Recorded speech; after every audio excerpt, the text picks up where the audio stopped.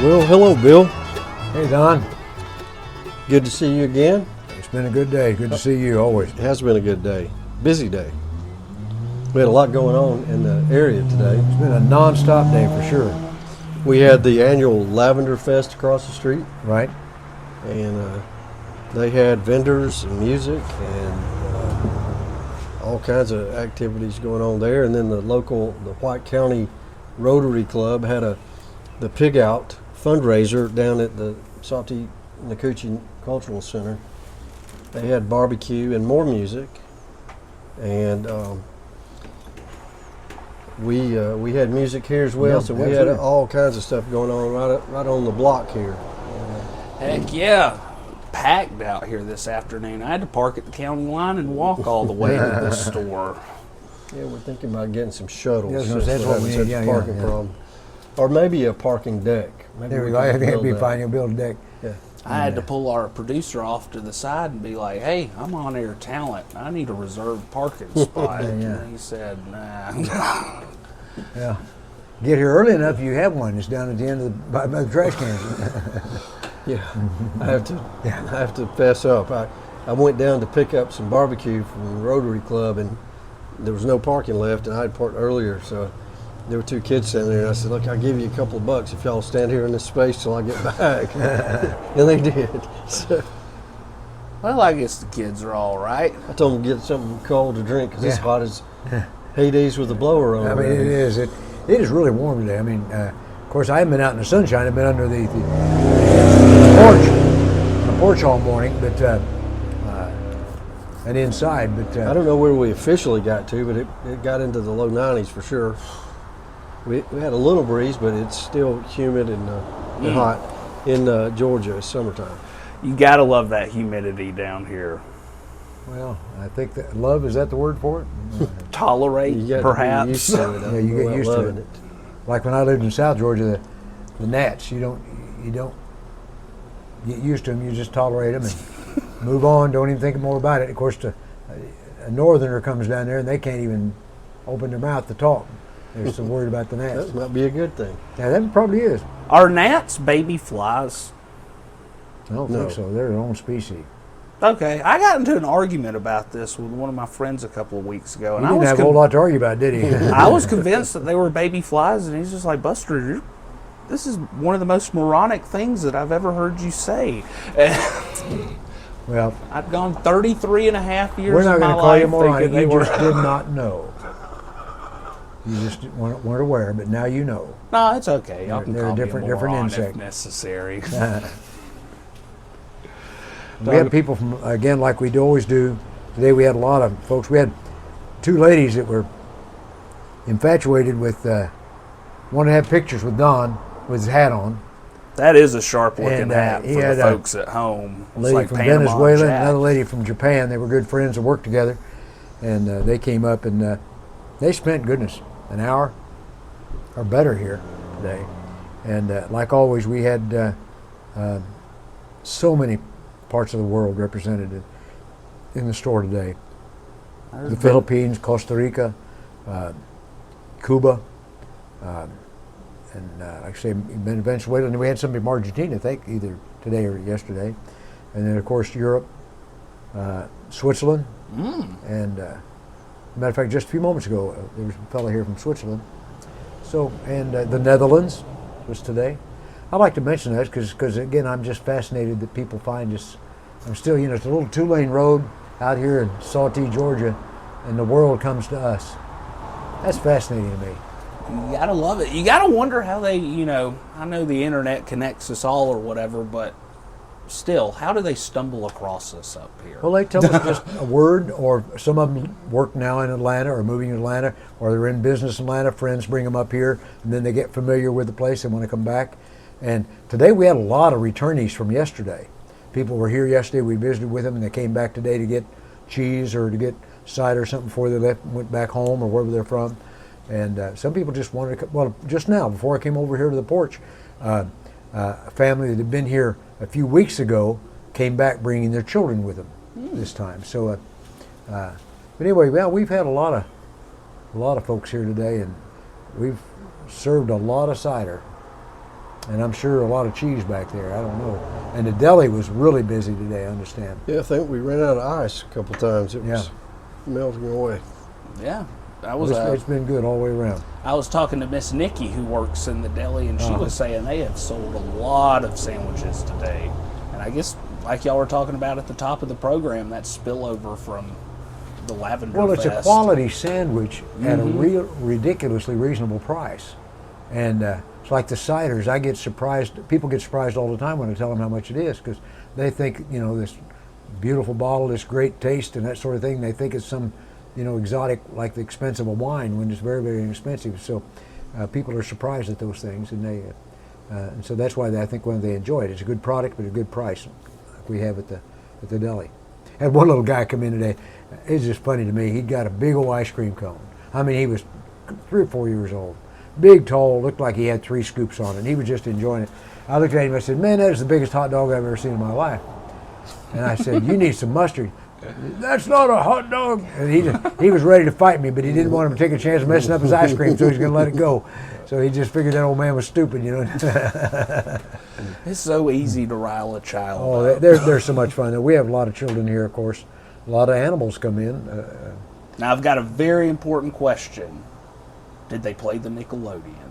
They did, and time and again, especially a youngster, I'll let them put the quarter in. It's a quarter roll in now, you know, but and their mouth just drop open the minute that starts playing. They have so much fun with that thing. Heck yeah. Well, I recently got back from vacation a few weeks ago, and it got me thinking, we're here down in Georgia. It's very hot. We're in the peak of summertime. And that combined with vacation, it's just kind of got me in that sort of mood. And I was wanting to ask y'all, what does summertime mean to y'all down here in the South? What kind of emotions, memories, you know? Whenever I start hearing the frogs croak, that's when I start going to a happy place mentally. What about y'all?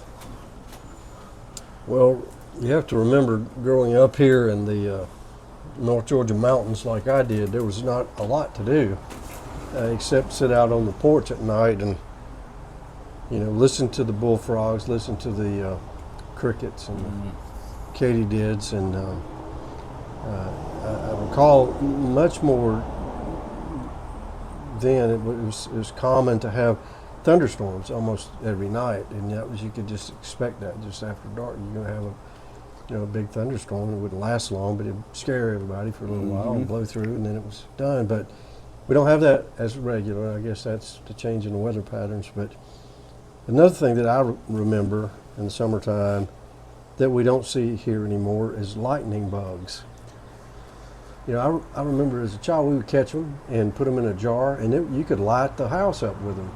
And we would go outside and they would just cover your yard, and they would just be everywhere. It looked like stars, you know. And now I can't recall seeing one in several years. Very few. Now, we saw some at our house a few weeks ago, and my great-granddaughter was over, and we ran through the yard, and I think it was on a Friday or Saturday night, so I was tired after being here all. Next thing you know, I'm running around with a 9-year-old up and down there trying to catch lightning bugs. And she'd get one, then she'd get scared of it, and then let it go, and afraid it's going to bite her or something. But we didn't. There weren't many though. I know what you're talking about. Yeah, that was a big time activity in the summertime. Put them in jars and get all kinds of stuff. Yeah. I would always get a jar. I'd collect a whole bunch of them. I'd get excited. I'd put them on the kitchen counter. They look so beautiful and bright. And then about 15 minutes later, they'd all be dead because I forgot to poke holes in the top of the jar. So yet another column, aroma. marking the column. Buster's kind of moronic. I don't remember their smell. I don't remember. They had a strange smell. I don't know that. I can think of anything to compare it to, but it was different. You know, another memory I have of childhood and summertime, and you know, it seemed like every night. I'm sure it wasn't, but they would take a watermelon when they became ready to pick, and put them in the creek or put them in the spring that they had where they got their drinking water a lot of times, and where they kept other things cold. But they would put that melon in there maybe in the morning time, and so by nightfall it was ice cold, and we cut that thing and slice it up, and everybody sit on the front porch or the back porch, whichever you had, and eating watermelon. That was a big highlight for our day when we got to do that. It seemed like we did it often. Now, Don, you're talking about watermelon. Salt or no salt? No salt. See, that's how I am, but I know several people that swear by it. I do too, but What about you, Bill? I was thinking about it. It all depends on, seriously, I'm not being ambiguous on purpose other than the fact that some melons are sweet. I don't want anything on it. But if it doesn't have a whole lot of flavor, I'll salt it a little bit. And because some melons are just so sweet, it's just marvelous. And then others not quite as much. That's when I'll put salt on them. But I'll still eat them though, because I can put away a melon. I tried a slice of watermelon one time with some salt on it, and I guess by that point I was in my early to mid 20s. It did not taste terrible, but it was also not the taste that I was used to with watermelon. So it's like after that point, it's like thank you, but no thank you. I'll just have it the good old. If it's a really good melon, I'll eat it straight. But of course, that's the best. But then if it's a little bit, some of them don't have a whole lot of. Every once in a while, you'll pull one out that's not all that sweet, and that's when I'll put salt on it. But I have good memories like that as well. We was talking to a customer today. Of course, all of us, if we could talk all day on various memories that come to our minds. But I was talking to an older lady today, and one of the things I remember, again, is working on the farm. We didn't have a farm, but a lot of our friends did, and I would buck hay and sometimes cut tobacco and things like that. And we'd do that. You'd start first thing in the morning, and then you'd have a big lunch. And after that lunch, usually outside, because there'd be several of us, and they didn't want a smelly old men or even kids in the house. But we didn't have air conditioning. And you just sit out under a tree and eat your lunch, and then even a kid want to take a nap. And it's the hardest thing to get back working again. But I always enjoyed, even beyond that, is sitting out laying out in the grass, maybe eating melon or just, and again, we didn't have air conditioning, so we just, that nice breeze. Of course, I grew up in the Midwest, and people don't understand, they think it doesn't get hot out there. Yeah, it does. I mean, Midwest is interesting because it can be as 0 and it can be 100, within a few months of each other. I mean, so it can get really, really hot and really cool. And but we would really enjoy just laying out and playing at night, at dusk in particular. Of course, we'd play all day as children. We just turn us loose, none of this business. Cell phone, he was come in at dark, That's what my Be mom home by would dark. do with me and my little sister. They during summer break, by 8:30, we were outside. Mom, I'm thirsty. Drink from the hose. Drank from the hose, that's right. Drank from the hose, we'd get a sandwich on the back porch. Of course, we had BB guns and later on 22s and stuff like that, but we were little kids and riding bikes and playing with our friends, and those are marvelous memories. And it breaks my heart, and I know children have great times today. I'm not saying they don't have good times, but we had a freedom when I was growing up. I'm a little older than Don, but Don I know had that freedom, particularly here in this area, to be a kid. Yes. You worked. We were expected to do our work at home, and then later we had odd jobs and again farm jobs and things like that. But we were free to be a kid, and summer was just laid back, let her go. Yeah. Personally, I think the imagination is a wonderful thing, and you had to use your imagination back then because that's all you had. Was sticks and That's stuff all you had, laying rocks and around. sticks and imagination, and you had to go from there. And Absolutely. today there's little to be imagined, and Yeah. it's all prepackaged and sold to you. If not sold to you, crammed down your throat. So I think that's something that we need to get back to with children. in particular. We had one year at the end of school, folks bought me a Red Ryder wagon. I think it was Red Ryder or something or whatever it is, red wagon. Red something. I was so excited about that. I actually saw it in the back of the car before they gave it to me. I saw the wheel sticking up and said 55 Pontiac as they had. Anyway, I got that summer. That wagon was a wagon. It was a covered wagon. It was a lemonade stand. It was a race car. I mean, it was everything you could think of because and after that wagon totally destroyed, I took those wheels and I made a year or two later when I just totally torn the thing up. I made a race car out of it. Took a tube of 10 or whatever it is, and then got some axles and put those wheels on it and made my self a little race car. I can remember you were talking about wagons.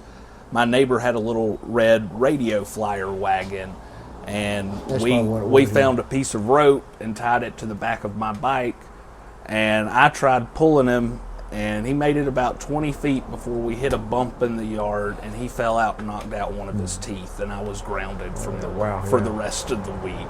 We always took a vacation. My dad said that we had family regardless. He says, we will take a vacation. And growing up in the Midwest, we either went to the Ozarks or we went out to Colorado. I was talking to a lady today from Colorado that was here, and we go out to Colorado, Garden of the Gods, and go up Pikes Peak and all that, Colorado Springs, and that was a big deal for us.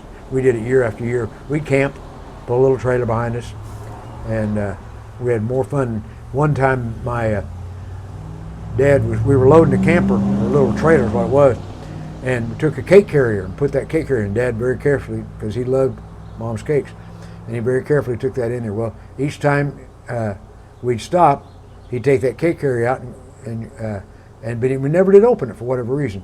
Come to find out, we got there to finally a place and they're camping in Colorado, and Pop took that out and he opened it. It was empty, and my mother said, "Oh, I just brought the cake carrier in case we found a cake we could buy." And Pop had worked so hard to take care of that cake. He just knew it was going to be, oh, I just can't wait to get in this cake. Didn't want to get it too hot, you know. He was, I mean, in his mind, the icing would be melted. I mean, and it was just well, in case we buy a cake, you know. So, but anyway, yeah, we slept we had our picnics in the back of the station wagon, on the side of the road, you know, traveling, and slept in the station wagon. The boys in the back of the wagon, the women in the little camper thing, and so yeah, we had good summers, good vacation. Remember, and then with my own children, we did the same kind of thing with my own kids. We had a lot of great travel stuff, Colorado and different places, and camping and that sort of thing. So summer's an important time, but it still gets hot in Georgia, but it gets hot everywhere else except maybe up in Maine where you were. Didn't get above 75 at all the 6 days I was up But there. now I've heard this morning that up in the Northeast it was going to be right at 100 in New York City and that area today. Well, I That's guess I rare. got out right in They're time. having a real heat wave up there in the Yeah. Northeast. So that reminds me of something. We're talking about summertime and what you remember as a child, and we also made homemade ice cream.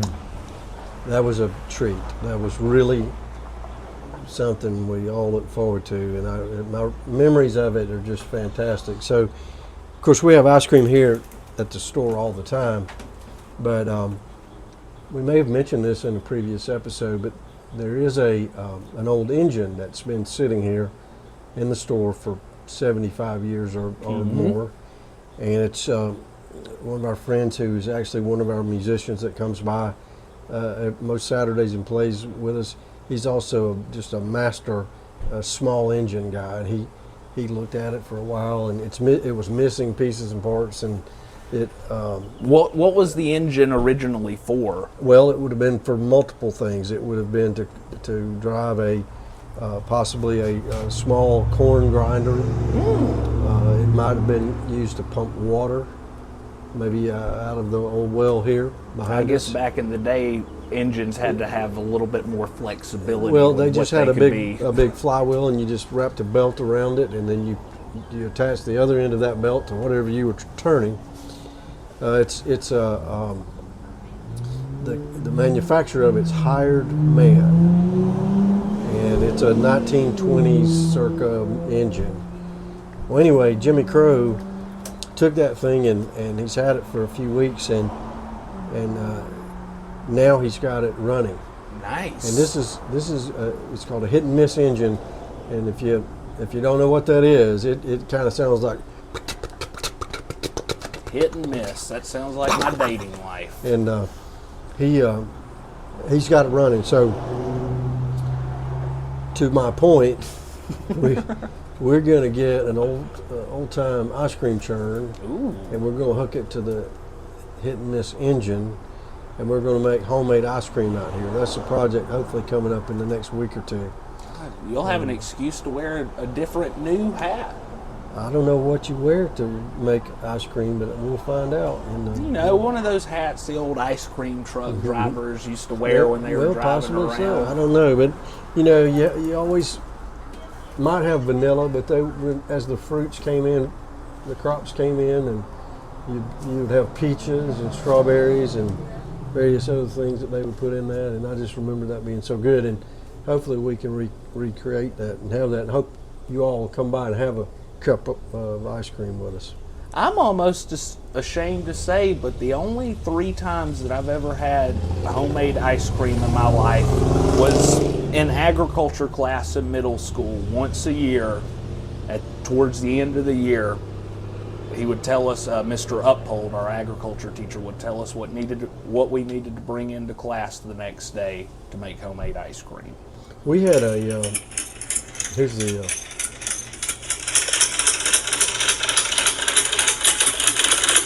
It's running. Bill's got a sound bite of the engine.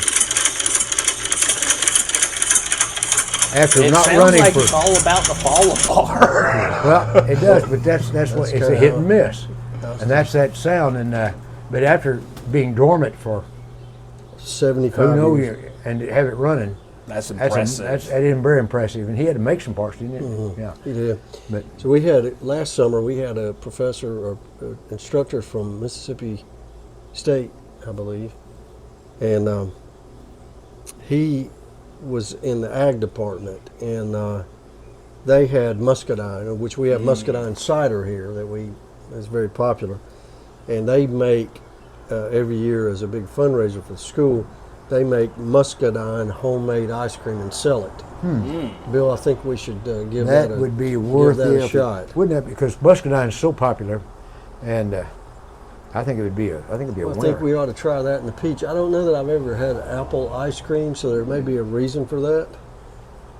But maybe nobody's just ever I thought can't about even it. imagine how that would work out. Well, Those you know, two flavors just don't seem to jive. It's funny that you would say that because a guy today said something about making some apple ice cream. Well, we have apple pie with ice cream, Right. but I have never seen apple flavored ice cream. I guess what he was saying is put this apple cider over ice cream is what he was saying. But I mean, it probably tastes pretty good. That would probably just tastes like apple pie. Yeah, which is all right with me because I like apple pie. I don't know. Maybe we Maybe- ought to be I was quiet. gonna Maybe say- we ought to get this perfected and Yeah. get a patent on it. Or before next we week instead of a talk about podcast, let's just get a bunch of ice cream and let's just do a taste test and figure out what's going on. it. Yeah. We'll figure out which one's best. Oh man, do you have to go to Mississippi State University to get this muscadine ice cream, No, I or are think you that- able to get it shipped to you? Well, I don't know that they sold it like that. I think they maybe sold it locally, but it was very popular according to this Hey, film. well, that might be an opportunity in the future. Take the show on the road, rent us a tour bus, front porch We're going to get us a podcast. big old bus. We get that Cadillac running you got there at the house. That old 41, whatever that is. 41 Cadillac limousine I bought to as a one of those projects I was going to get around to, and it's been about 2 or 3 years. It's Yeah. still sitting out in the driveway. It's cool looking though. It is cool. A 1941 Cadillac limo, something that Frank Sinatra would have been driven around in. Absolutely. Yep. What were some of the cutting edge features, I guess, for a 41 limo?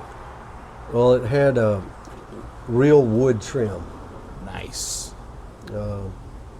maple wood carved trim on the inside, and it had a window between the driver and the passenger section.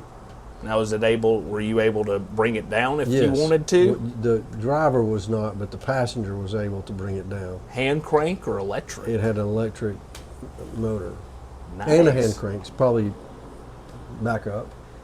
And oddly enough, the driver's seat and section was all black.